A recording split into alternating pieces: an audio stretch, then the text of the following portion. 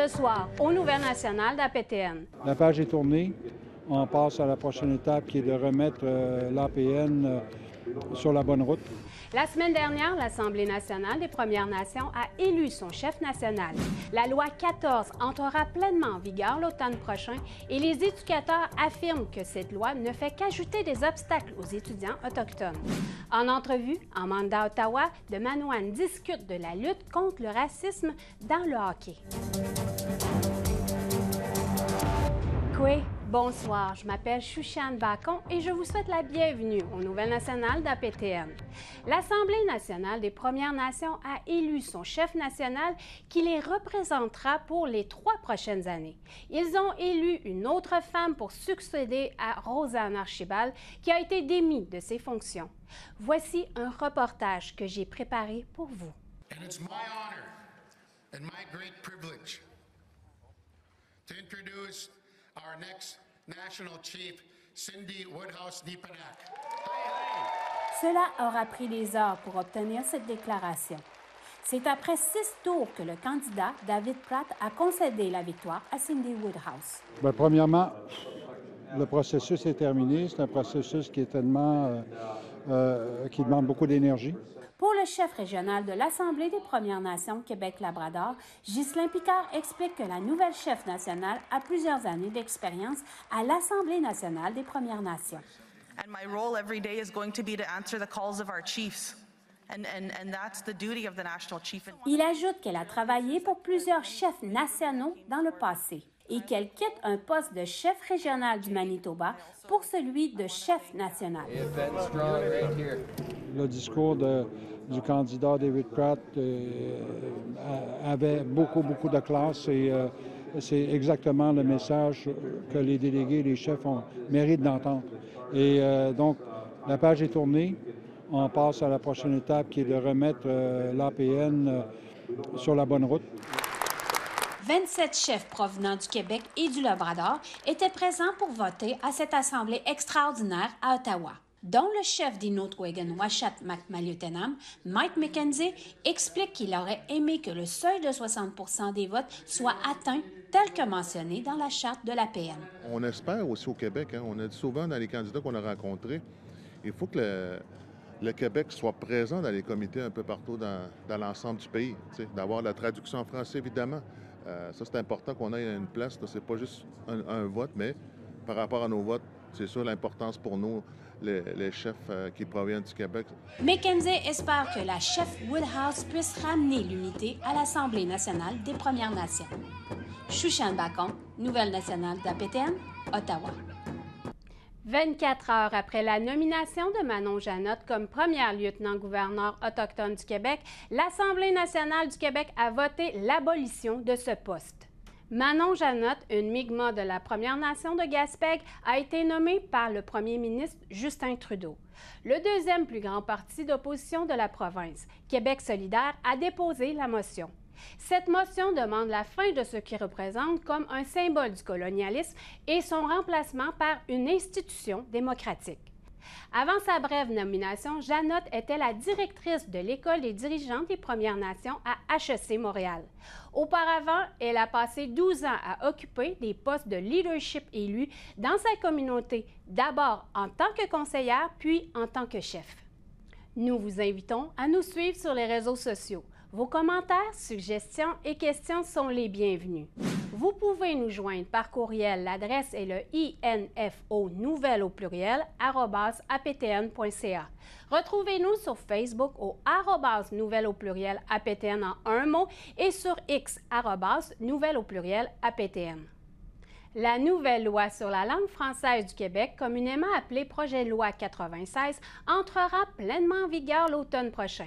La loi exige que les étudiants qui fréquentent les cégeps anglophones suivent des cours supplémentaires en français pour obtenir leur diplôme. Les éducateurs affirment que la loi ne fait qu'ajouter des obstacles aux étudiants autochtones. Voici un reportage de Maricela Amador. Randall Migwans, une étudiante CRI de Waswanipi, a né à sa 3e année au collège John Abbott et il a des grands rêves pour son avenir. I plan on becoming a photographer full-time, hopefully, or start my own business, possibly.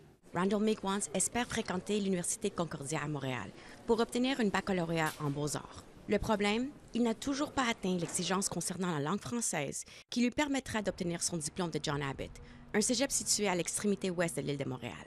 It took me like a while just to get through the first beginners course. It took me like 3 semesters, and I'm only in the second one. So that because of that, that'll be delaying my graduation too. Et il n'est pas le seul. Selon Kim Martin, doyenne de l'éducation autochtone à John Abbott, plusieurs étudiants se retrouvent dans la même situation. Et elle craint que la nouvelle loi linguistique ne fasse pas qu'aggraver le problème, mais qu'elle ait aussi un effet dévastateur sur les étudiants autochtones. This is a group of students that are underrepresented in post-secondary school, marginalized population. And instead of setting up a path for easy and open access to education, we're actually seeing the opposite, where there's more and more barriers being put in place. À l'heure actuelle, les étudiants autochtones doivent suivre 2 cours de français langue seconde pour obtenir leur diplôme collégial. Toutefois, avant de suivre les 2 cours crédités, les étudiants autochtones doivent d'abord passer un test de placement et, en fonction de leurs compétences, suivre 1 à 3 cours préparatoires. À compter de septembre 2024, ils devront également réussir 3 cours supplémentaires en français. The way that this bill is being put forward, I don't think that there was a lot of thought put into Indigenous students and how this would impact us. And also the fact that a lot of our students, they already need an enormous amount of support. Kim Martin explique que la seule solution consiste à ce que les étudiants autochtones soient complètement exemptés de la loi. Seven Diamond a quitté sa communauté Cri d'Ojibougamau pour étudier à John Abbott en 2022. Elle affirme qu'il est très difficile de quitter sa communauté et de faire la transition vers le collège. I have been learning French since grade 1, grade 2. So that's 11, 12 years. And I still couldn't, doing the placement test, couldn't get into the accredited French course. Seven Diamond et Randall Migwans ont fait remarquer que certains de leurs amis envisagent de quitter le Québec à cause de la loi. It's so difficult to have all these different levels of language learning that you have to know. And I can imagine that for other students that this is also really hard, and they're pushing their students away by doing this. Francesca Roy enseigne le français au Collège Dawson au centre-ville de Montréal. Depuis des années, elle travaille en étroite collaboration avec les étudiants autochtones inscrits au programme de transition de Dawson. Elle estime que la loi sur la langue française du Québec nuit à la réconciliation. Elle souligne que la plupart des étudiants autochtones qui arrivent au collège ne sont pas outillés pour réussir les 3 cours de français supplémentaires du programme. Ils ont très peu d'exposition au français. Ils en ont à l'école, mais quelques heures par semaine à l'école, ce n'est pas suffisant pour qu'il y ait une acquisition. Donc, pas beaucoup d'exposition. Ensuite, le français, ce n'est pas la langue la plus facile à apprendre comme langue seconde. Madame Roy ajoute qu'il faut tout faire pour aider les étudiants autochtones à réussir. Pour sa part, Randall Migwans affirme qu'il persévérera jusqu'à qu'il obtienne son diplôme d'études collégiales. I'm just glad I don't have to do a French exit exam or I don't have to do an extra French course to graduate. Marie-Céline Amador, Nouvelle nationale d'APTN, Montréal. Une nouvelle application permet aux Inuits et aux professionnels de la santé de mieux se comprendre. Emilia Fournier nous raconte. Head. La nouvelle application Tukisiutik permet aux patients inuits de mieux se faire comprendre. Des travailleurs de santé et des locuteurs d'Inuktitut dans la région ont contribué à un glossaire de terminologie médicale en Inuktitut, en anglais et en français pour l'utilisation au bout des doigts. Avec quelques touches, on peut identifier les parties du corps, les symptômes, heartburn, les douleurs, worst pain possible, et communiquer avec les patients. I will request a urine test. Dr Nathalie Boulanger a travaillé au Nunavik comme médecin depuis une trentaine d'années, où la population parle surtout l'Inuktitut comme langue maternelle. L'anglais est leur langue seconde. Mais les médecins parlent surtout français ou anglais. Parfois, il n'y a pas d'interprète de disponible. Quelqu'un qui ne se sent pas bien, surtout les elders ou les petits-enfants qui ne parlent aucun mot de français ou aucun mot d'anglais, qui se présentent à l'urgence. Puis là, c'est difficile de savoir qu'est-ce qui se passe exactement. Tu sais, tu peux pointer ton abdomen, mais c'est-tu des intestins, c'est la diarrhée, le foie, en tout cas. Fait qu'on on allait un peu les yeux fermés, finalement. Elle a aidé à former l'idée de l'application Tukisiutik pour faciliter la communication entre tout le monde. Si j'étais un patient et que j'avais ça, je me sentirais un peu plus réassurée que de me pointer à une place. Tu sais, je m'imagine, là, moi, j'arrive en Chine, je comprends pas l'écriture, les caractères sont différents, j'ai aucune idée de ce que les gens me disent. Ben, au moins, avec ça, je vais être capable de véhiculer une partie de mon message.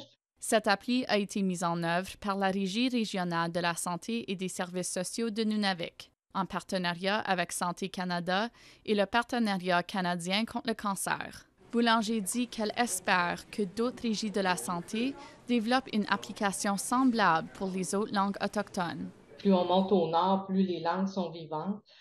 Ça fait que je me dis, ça serait le fun si les gens pouvaient être inspirés, puis on serait très content d'être copiés, mettons. Pour télécharger l'application, cherchez Tukisiutik, Tukisiutik, dans votre App Store et cliquez sur Obtenir. Emilia Fournier, Nouvelle nationale d'APTN, Montréal. Après la pause, la commémoration de la tuerie de la Polytechnique commémore les femmes autochtones disparues ou assassinées également. Soyez là.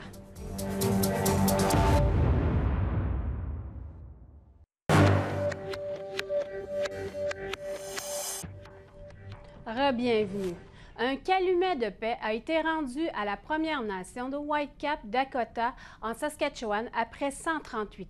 Le calumet appartient au chef Whitecap, un chef Dakota qui a été accusé de trahison en tant que membre du conseil de Louis Riel pendant la rébellion du Nord-Ouest.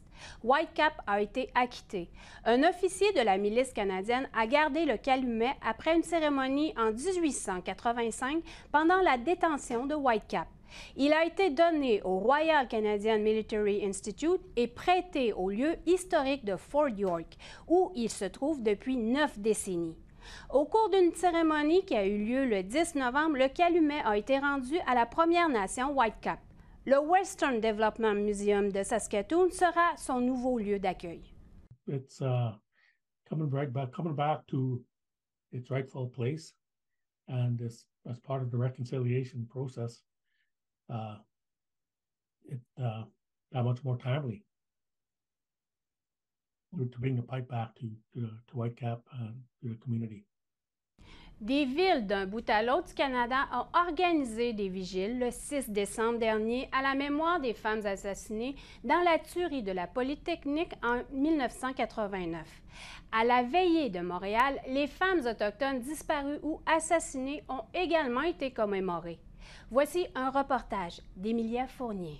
Indigenous women, girls, trans, and Two-Spirit people are not just victims of violence. Une poignée de personnes ont bravé une nuit froide à Montréal pour se rassembler au Square Cabot afin de rendre hommage aux victimes et aux survivants de violences fondées sur le genre. Il s'agissait du 34e anniversaire de la tuerie de l'École polytechnique de Montréal, où 14 femmes ont été assassinées. Each person holds so much life and so much potential. La vigile a été organisée par le projet Ishkwe, un centre de soutien pour les femmes autochtones qui suit les cas de personnes trans, bispirituelles ou de genre féminin autochtones disparues ou assassinées au Québec. We call for an end to all forms of race-based and gender-based violence. Laura Aguirre d'Ishkwe dit que la violence faite aux femmes autochtones au centre-ville de Montréal a augmenté de façon spectaculaire au cours des derniers mois. As someone who has been a long-time anti-violence frontline worker, the levels of violence I'm seeing are just quite staggering, and we have about 40 women we work with. And almost all are in very dangerous, very highly lethal situations of violence. Au cours de la veillée, Aguirre a invité la foule à rendre hommage également aux femmes autochtones disparues et assassinées au Québec. Stephanie Kitchen, Rangi Tukai. Entre le 23 août et le 8 novembre 2023, Ishkwe a consigné 13 cas de personnes disparues, 5 situations de prise d'otages, 6 cas de traite de personnes, 8 cas d'agression sexuelle, 24 cas de violence entre partenaires intimes et 1 meurtre chez les femmes autochtones du centre-ville de Montréal seulement. Aguirre affirme que les femmes autochtones sans-abri sont encore plus vulnérables à la violence fondée sur le genre, particulièrement avec la fermeture de chez Doris, le seul refuge pour les femmes au centre-ville. Il a fermé ses portes en septembre en raison d'un manque de personnel. They're going to more isolated areas like abandoned buildings, alleyways, motels, where there's less contact with people. So that's been really challenging, I think, to navigate, and it's a trend we're seeing as the months get colder. Alors que chez Doris a rouvert ses portes le 11 décembre dernier, Aguirre affirme qu'il est important d'aborder d'autres questions, comme l'abordabilité du logement en ville. A lack of access to financial resources is one of the biggest barriers to leaving a situation of violence. So if your choice is to sleep on the streets when it's December and it's like -10, or to stay with an abuser where at least you're going to be warm and you know what that pattern of violence looks like. En fin de compte, selon Aguirre, toutes les institutions doivent s'efforcer de réduire la violence fondée sur le genre. I often hear people say like, well, what is Ishkwe doing to address violence against women, and how are you doing this? You know, what are you doing because these numbers are so high? And it's also like, okay, but the hospitals have a role too, right? Second stage housing programs, the OMHM, like everyone has sort of a part to play, and I think it's important to take accountability for that. We have our ways to kind of help ourselves. Emilia Fournier, Nouvelle nationale d'APTN, Montréal. Au retour, nous recevons Amanda Ottawa de Manoine discutant de la lutte contre le racisme envers les Autochtones dans le hockey. Restez là.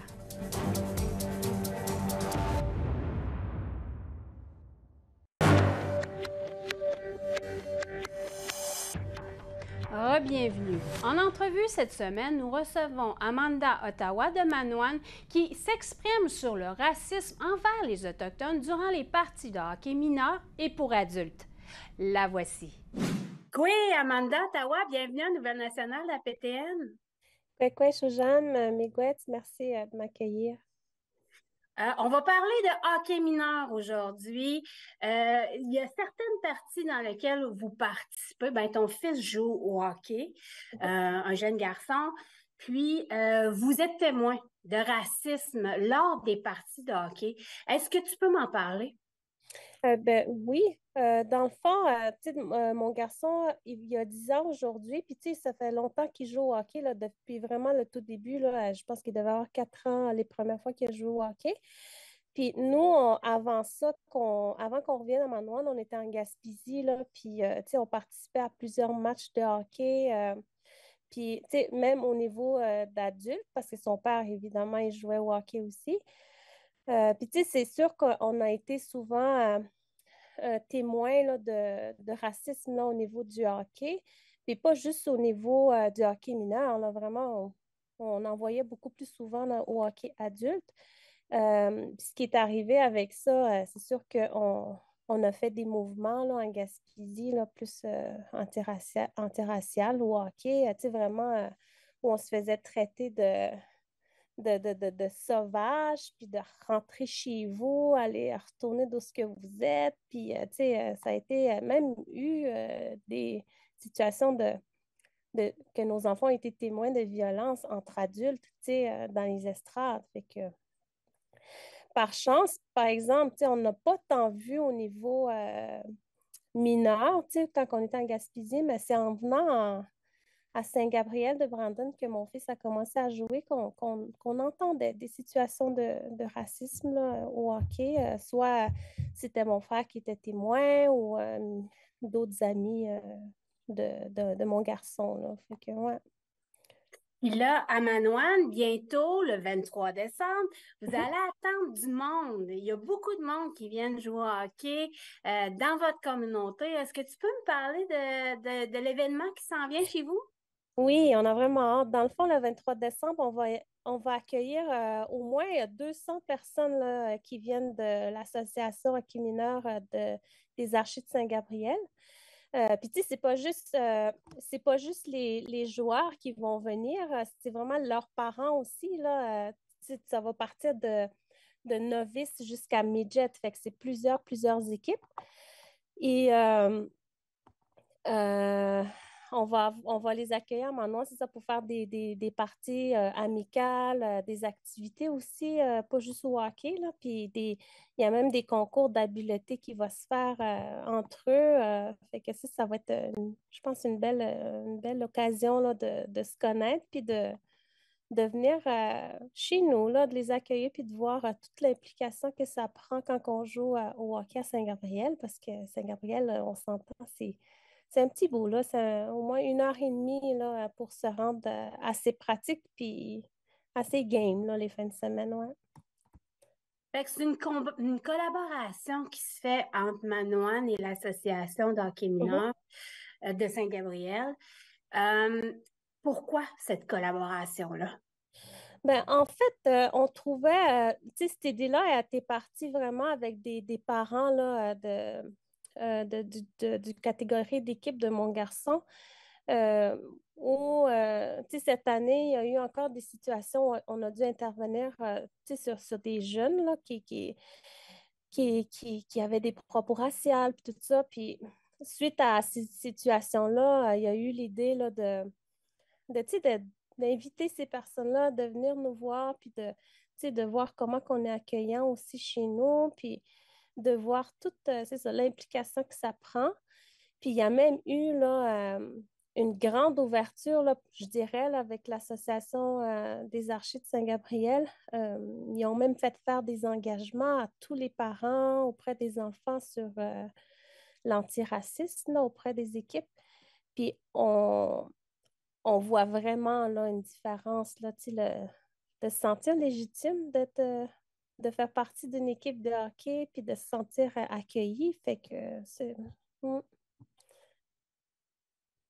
Fait que c'est ça, les parents ont signé des documents s'engageant à ne pas être raciste, à avoir un comportement, mettons, respectable. C'est ce que je comprends? Oui, ils ont fait ça. Ils ont fait faire ça aux jeunes aussi, là, tous les joueurs, de toutes les catégories. Puis je pense que ça, c'est... je pense que c'est une belle occasion de le faire. Puis, comme je disais, de se sentir en sécurité, de rentrer à cette aréna-là, puis de savoir qu'il y a des gens autour de toi qui vont te protéger si jamais il y a quelqu'un qui dit des propos raciaux, puis tu sais, c'est plus toléré non plus dans les estrades, là. Les gens sont plus conscients de tout l'impact que ça fait chez nos jeunes, surtout, tu sais, c'est pas agréable, là, de voir ça, puis de se sentir pas accueilli, surtout des fois que ça vient des parents, là, qui disent des propos, fait que non, c'est une belle... un pas vers l'avant, je dirais, de la réconciliation. Tu sais, on parle beaucoup de réconciliation, mais c'est pas juste... ça vient aussi toucher le sport, là, la réconciliation. Miigwech Amanda, Ottawa.